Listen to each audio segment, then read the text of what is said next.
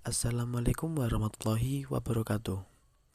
Kami dari kelompok 7 akan mempresentasikan video kami yang membahas tentang Jacques Derrida dan fenomenologi to deconstruction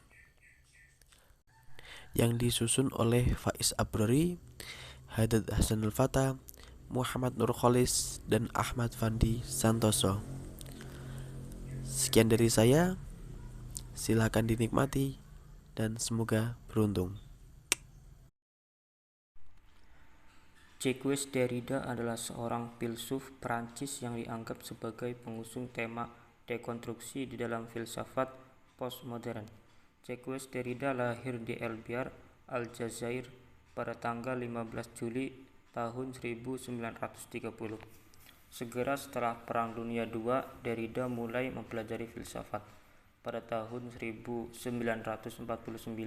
dia pindah ke Paris dan mempersiapkan diri mengikuti ujian filsafat untuk masuk ke sekolah bergengsi École Normale Supérieure.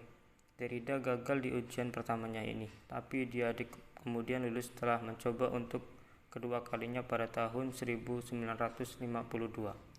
Derrida menerbitkan buku pertamanya pada tahun 1990.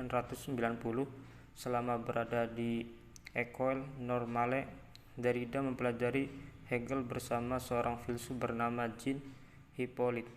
Hal ini dilakukan Derrida untuk menyelesaikan tesis doktornya yang berjudul The Ideality of the Literary Object. Walaupun pada akhirnya tesis tersebut tidak pernah rampung. Tahun 1960, di mana pada tahun ini banyak pemikir besar dari Prancis bermunculan, salah satunya adalah terbitnya salah satu karya monumental Foucault yang berjudul Folie et Déraison, Messages and Civilization. Pada saat itu Derrida ikut berpartisipasi dalam seminar yang dibawahi oleh Foucault.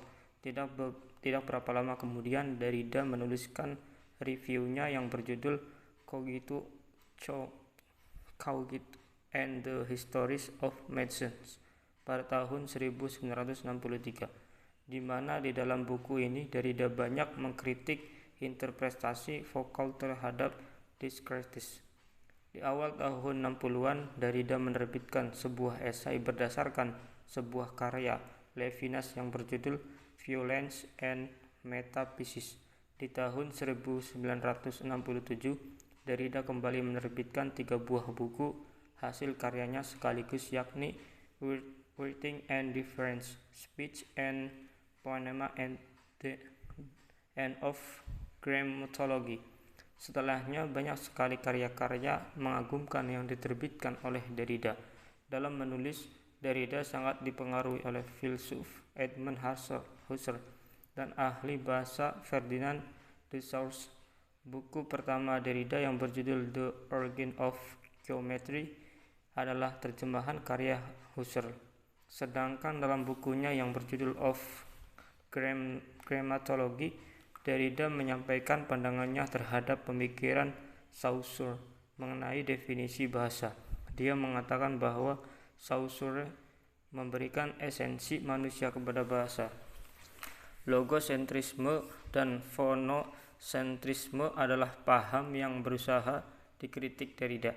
Menurutnya, kelemahan logosentrisme adalah menghapus dimensi material bahasa, dan kelemahan fonocentrisme adalah menomorduakan tulisan karena memprioritaskan ucapan. Derrida merupakan anggota American Academy of Arts and Sciences pada tahun 2001. Dia memperoleh penghargaan Adorno Prize dari University of Frankfurt.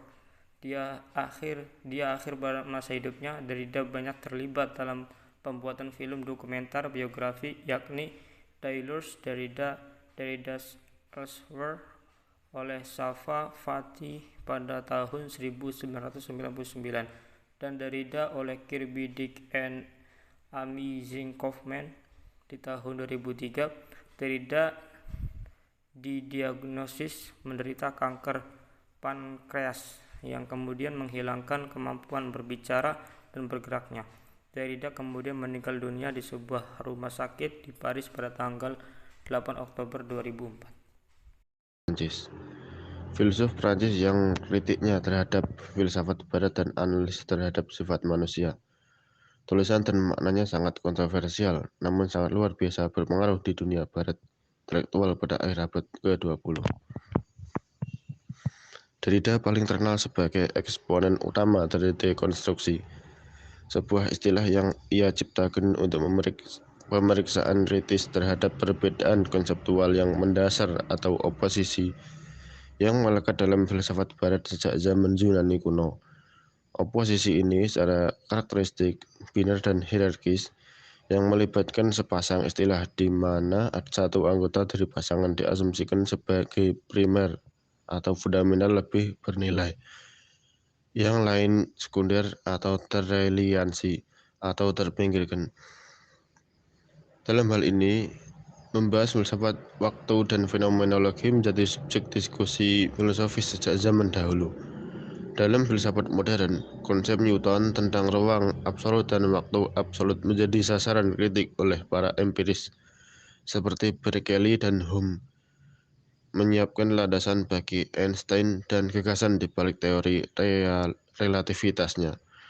Fenomenologi dan masalah waktu adalah tentang serangkaian radikalisasi teori transendental Husserl, yaitu Heidegger, Merleau-Ponty, dan Derrida.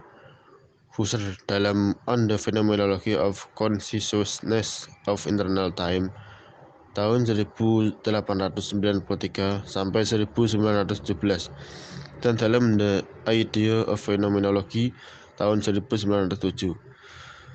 Husserl meninggalkan model dualistik dari investigasi logika dan menyajikan teori baru tentang intensionalitas. Ketegangan meningkat dengan pertanyaan waktu diajukan dan memang demikian. Sebagai pertanyaan fenomenologi yang paling penting, pembubaran kesadaran yang membentuk waktu menjadi matinya seluruh upaya pemahaman fenomenologis. Dalam hal ini, membahas konsep waktu dan fenomenologi dengan referensi Jacques Derrida. Sartre menyajikan gagasan fenomenologis tentang ruang sebagai ketiadaan. Dan saya berpendapat bahwa gagasan ini berhubungan erat dengan pandangan Einstein dan dapat diperluas untuk memasukkan gagasan tentang ruang dan waktu. Karenanya tentang ruang dan waktu. Waktu dan fenomenologi tampaknya abstrak, menurut pada kritik Derrida terhadap pandangan Edmund Husserl tentang intuisi versus abstraksi, menyimpulkan bahwa abstraksi semacam ini merupakan konsekuensi yang tidak dapat dihindari dari memilih bahasa. Dengan demikian, konsep ruang waktu dapat diintegrasikan ke dalam posisi fenomenologis. Derrida telah memiliki hubungan yang panjang dan rumit dengan fenomenologi untuk seluruh karirnya, termasuk hubungan yang ambigu dengan Husserl dan Heidegger, dan sesuatu yang lebih dekat dengan kesetiaan yang berkelanjutan dengan Levinas. Ada dua aspek dari pemikiran Derrida mengenai fenomenologi tetap jelas. Pertama, ia berpikir penekanan fenomenologis pada kesegaran pengalaman adalah ilusi transendental baru, dan kedua, berpendapat terlepas dari niat terbaiknya, fenomenologi tidak dapat menjadi apapun selain metafisika. Derrida mendefinisikan metafisika sebagai ilmu kehadiran, seperti untuk Heidegger, semua keistimewaan kehadiran metafisika atau apa yang ada, sementara mereka disajikan secara sistematis di sini. Klaim yang saling terkait ini merupakan argumen utama Derrida terhadap fenomenologi. Menurut Derrida, fenomenologi adalah metafisika kehadiran karena tanpa disadari bergantung pada gagasan tentang keberadaan diri yang tak terpisahkan, atau dalam kasus Husserl, kemungkinan kecukupan internal yang tepat dengan diri sendiri. Derrida memperdebatkan valorisasi subjektivitas yang tidak terbagi ini, serta keunggulan posisi semacam ini sesuai dengan sekarang atau untuk beberapa jenis kedekatan temporal lainnya. Misalnya, jika momen sekarang dianggap melelahkan dirinya sendiri dalam pengalaman itu tidak dapat benar-benar dia alami. Karena tidak ada yang menyandingkan dirinya dengan untuk menerangi itu juga sekarang. Derrida ingin mengungkapkan setiap apa yang disebut poin sekarang atau sekarang selalu sudah dikompromikan oleh jejak atau residu dari pengalaman sebelumnya yang menghalangi kita untuk berada di sekarang yang mandiri saat. Fenomenologi karena keadaannya dianggap sebagai mencari hal mustahil yang secara nostalgia yaitu bertepatan dengan diri sendiri dalam spontanitas langsung tanpa reflektif. Setelah penolakan temporalitas Husserlian ini, Derrida menyatakan dalam analisis terakhir, apa yang dipertaruhkan adalah hak istimewa dari hadiah aktual sekarang. Alih-alih menekankan kehadiran subjek pada diri mereka sendiri, Derrida secara strategis menggunakan konsepsi waktu yang menekankan penangguhan. Derrida secara ringkas ketika mengklaim kritik Derrida terhadap temporalitas Husserlian dalam pidato dan fenomena melibatkan untuk menyampaikan apa yang sebenarnya terjadi dalam berbagai hal. Apa yang sebenarnya terjadi selalu akan datang setiap kali mencoba menstabilkan makna sesuatu. Cobalah untuk memperbaikinya dalam posisi misionarisnya. Hal itu sendiri, jika ada sesuatu untuk itu hilang. Untuk menyederhanakan poin Derrida, mungkin disarankan makna objek tertentu atau kata tertentu tidak pernah stabil, tetapi selalu dalam proses perubahan. Selain itu, signifikasi dari perubahan masa lalu itu hanya dapat dihargai dari masa depan, dan tentu saja masa depan itu sendiri terlibat dalam proses transformasi yang sama seandainya mampu menjadi masa kini.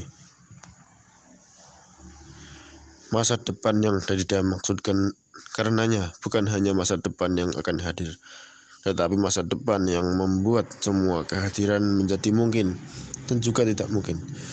Bagi Derrida, tidak mungkin ada kehadiran kediri atau identitas yang mandiri karena sifat keberadaan temporal kita adalah jenis pengalaman ini untuk menghindari kita. Mode wujud utama kita adalah apa yang pada akhirnya akan disebutnya sebagai mesianik. Dalam pengalaman itu adalah tentang penantian atau lebih tepatnya pengalaman hanya ketika ditangguhkan. Karya Derrida menawarkan banyak kontribusi temporal penting dari varietas kuasi transendental ini. Tentang imanensi fenomenologis, radikalisasi Heidegger tentang fenomenologi Husserl dalam Being and Time tahun 1927 tampaknya masih tergantung pada Husserl. Memang, dari perspektif karya Heidegger nanti, gagasan being in the world mungkin tampak cukup subjektif. Radikalisasi fenomenologi yang sebenarnya terjadi ketika di Kant dan Problem of Metaphysics tahun 1929. Diri diidentifikasi dengan waktu. Baru kemudian Heidegger membebaskan intensionalitas dari kesadaran, suatu proses yang Kelly sebut kemunculan spionasisme dalam fenomenologi. Sudah pada tahun 1929, Heidegger melihat desain tergantung pada pembersihan yang pada saat itu berjalan di bawah pengertian temporalitas. Ini menandai awal jatuhnya fenomenologi dalam karya Heidegger. Akhirnya, intensionalitas non-epistemik fenomenologis karena waktu sebagai fitur a priori kesadaran mendahului kesenjangan tindakan. Melalui sadaran itu, subjek masuk dengan sendirinya, bahkan jika ia dapat melihat dirinya sendiri. Setelah membaca Heidegger, setidaknya sintesis transendental murni dari pemahaman, reproduksi, dan pengenalan memperluas kesadaran melampaui masa kini. Di sisi lain, kan tidak pernah lepas dari pandangan atemporal subjek dan konsep waktu sebagai serangkaian tayangan atau mistik, kesatuan dan sendental dari apersepsi memberikan aku yang berpikir dan bukan objek sebagai sambil tetap identik. Kelly berpendapat bahwa pada akhirnya Ken menyajikan transendental dari imanensi psikologis, di mana ada kesadaran transendental yang membentuk waktu psikologis dari penampilan. Dekonstruksi adalah teori sekaligus metode yang dicetuskan oleh Derrida. Ia mengatakan bahwa kebenaran tidak harus ditempatkan sebagai hal yang tunggal, umum, dan universal. Nyatanya kebenaran lebih bersifat plural, partikular, dan relatif. Dalam metode ini dekonstruksi, Derrida menyatakan untuk memaksudkan pemikirannya, sekaligus menjadi kritiknya atas modernitas. Ia mengadaptasi kata dekonstruksi dari kata destruksi yang dicetuskan oleh Martin Heidegger. Terdapat 3 karakter penting dekonstruksi Derrida. Pertama, seperti perubahan, dekonstruksi terjadi secara terus-menerus dan selalu dengan cara yang berbeda guna mempertahankan kehidupan atau kontinuitas. Kedua, terjadi dalam sistem-sistem yang hidup, termasuk di dalam teks dan bahasa. Ketiga, dekonstruksi bukan suatu alat, kata, ataupun teknik yang digunakan dalam suatu kerja setelah fakta dan tanpa suatu subjek interpretasi. Dekonstruksi berarti menghancurkan dan membangun ulang, namun dengan bentuk yang berbeda. Dalam sistem filsafat, Derrida mengartikan dekonstruksi sebagai pengalihan atau peralihan pemikiran dari pusat ke pinggiran. Metode dekonstruksi muncul dari pengamatan atau pembacaan Derrida oleh objek yang mengambang bebas. Salah satu tujuan dekonstruksi Derrida adalah membongkar tatanan yang meyakini pengenalan langsung terhadap realitas, karena sesungguhnya pengenalan kita selalu hanya berangkat dari jejak. Lebih jauh, dekonstruksi merupakan hasil pemikiran Derrida mengenai sistem fenomenologi Edmund Husserl dan Martin Heidegger. Fenomenologi merupakan filsafat tentang makna yang diasumsikan bahwa diperoleh dalam suatu lingkaran yang pasti dan mampu dikenal langsung, sehingga dengan kehadirannya ia terlihat sebagai suatu kehadiran pada persepsi kita. Pada pandangan modernisme, subjek, objek, esensi, eksistensi, umum, khusus, absolut dan relatif, dan lain-lain, menunjukkan bahwa kata pertama menjadi pusat, fondasi, prinsip, dan dominan atas kata berikutnya. Pandangan mengenai pusat, fondasi, prinsip, dan dominasi tersebut coba dibongkar oleh dekonstruksi sehingga menyisakan pinggiran.